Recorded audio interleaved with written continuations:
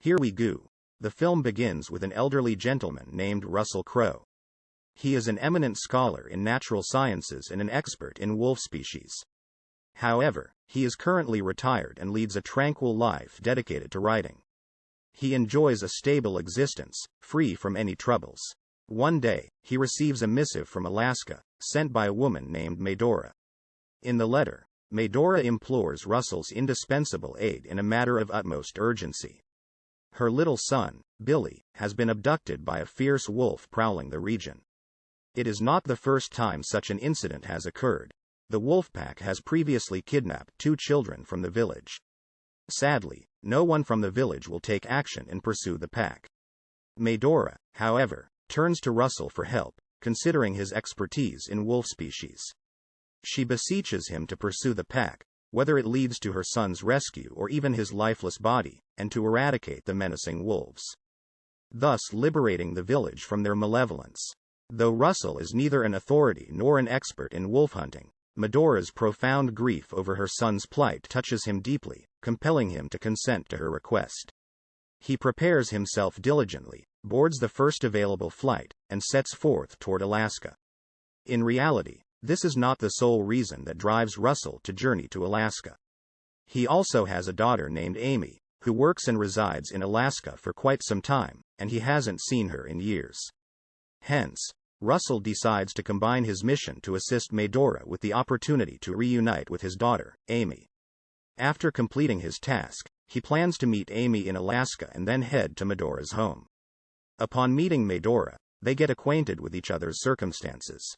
She shares that she and her son used to live alone due to her husband's military service in the ongoing war. Russell inquires if she had informed her husband about their son's tragic fate. Medora reveals that she desired to communicate the news to him but could not deliver such devastating tidings while he was away in the war. Understanding her heartache, Russell attempts to console her and reassures her that he will exert every effort to find the wolves responsible for the abduction.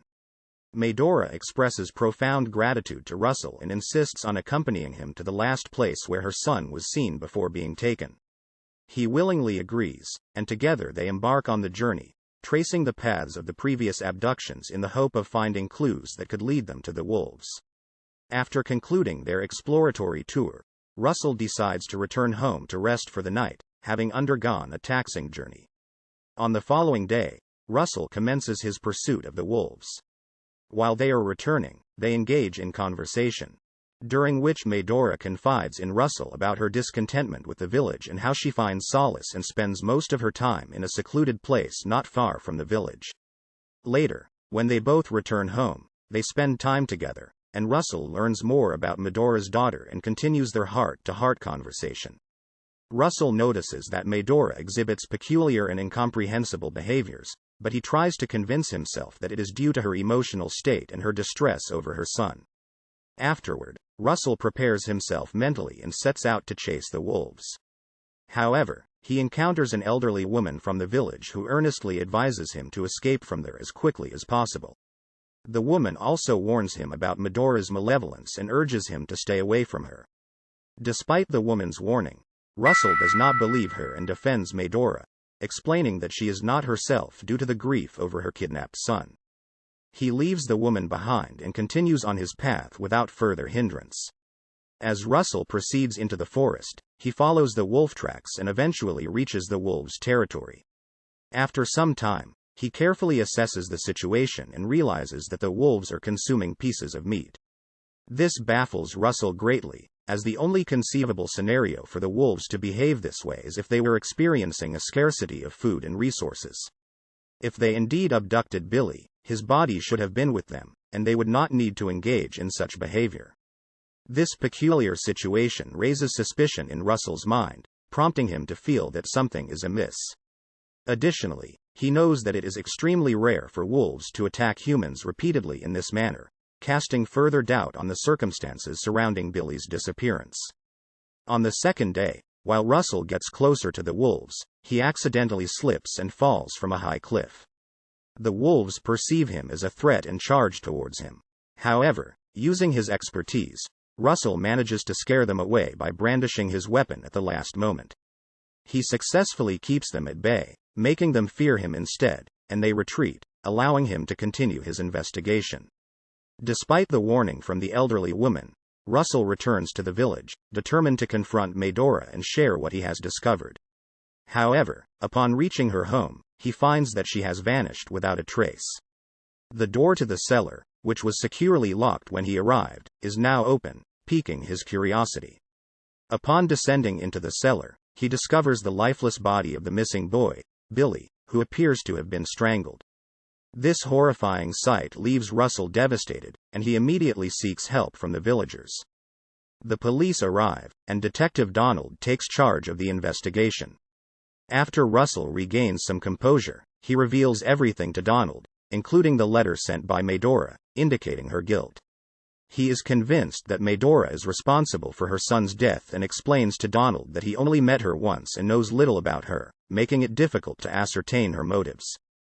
Donald finds Russell's account credible and asks him to remain in Alaska for a few days in case further assistance is required.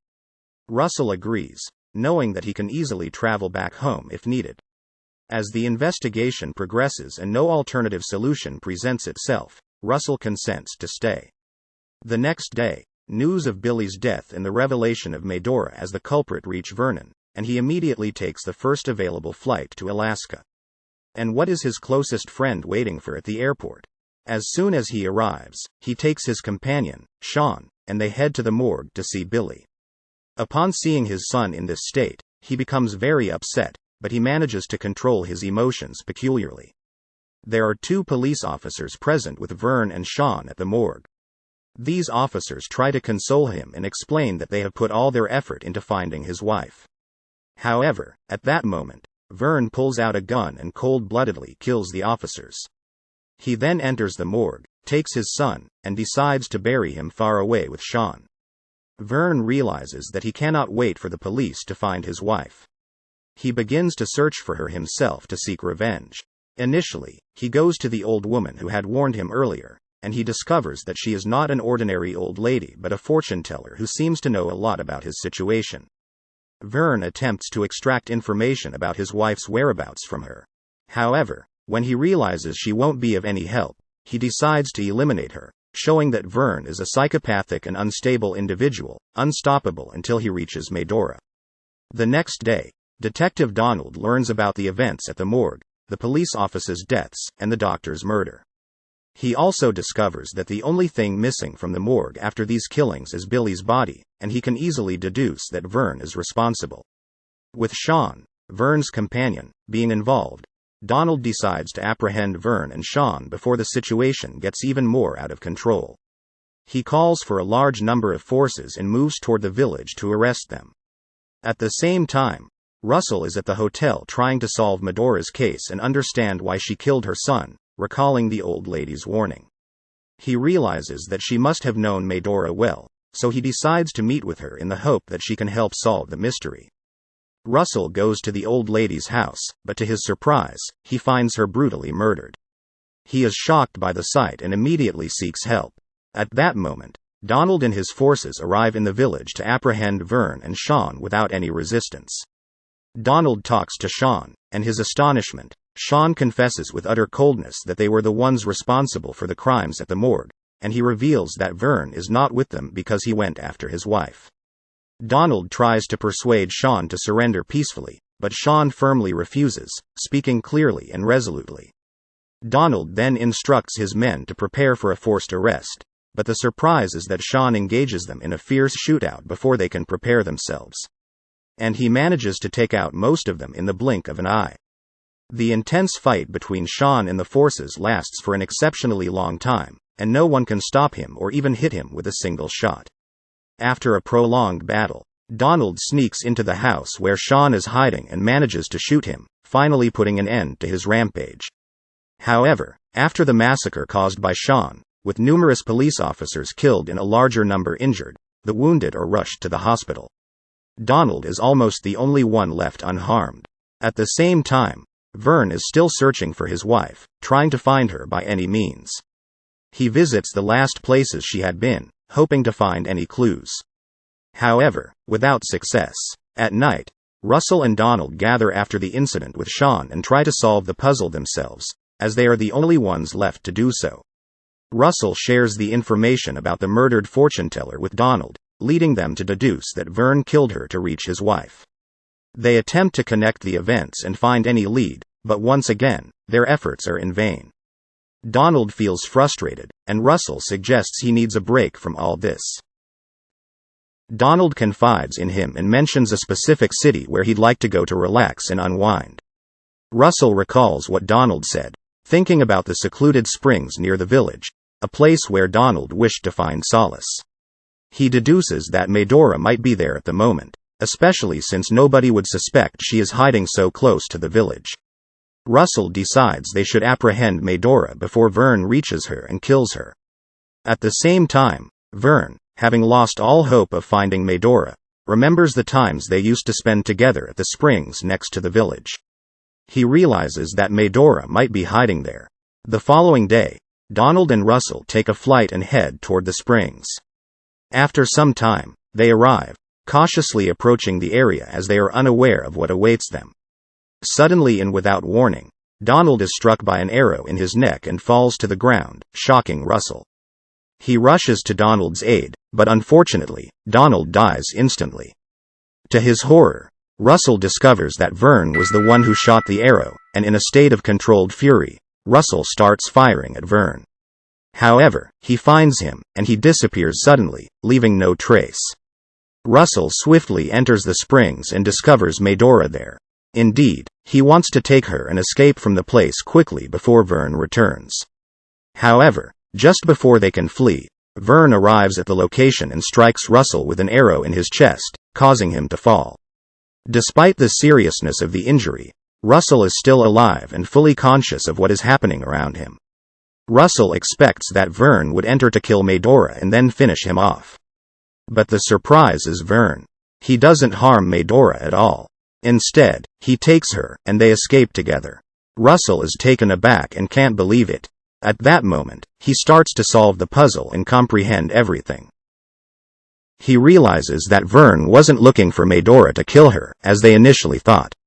In reality, he was searching for her to protect her from the police, take her away, and escape together. The revelation is that Vern is content with what Medora did to their son.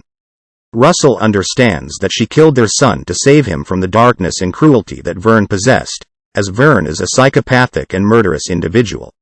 Medora is also mentally unstable, and their son would likely inherit these traits, making him even worse.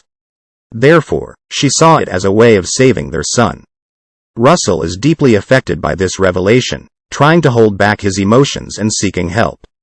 He manages to leave the place, but due to his injury, he stumbles after walking a few steps and faints.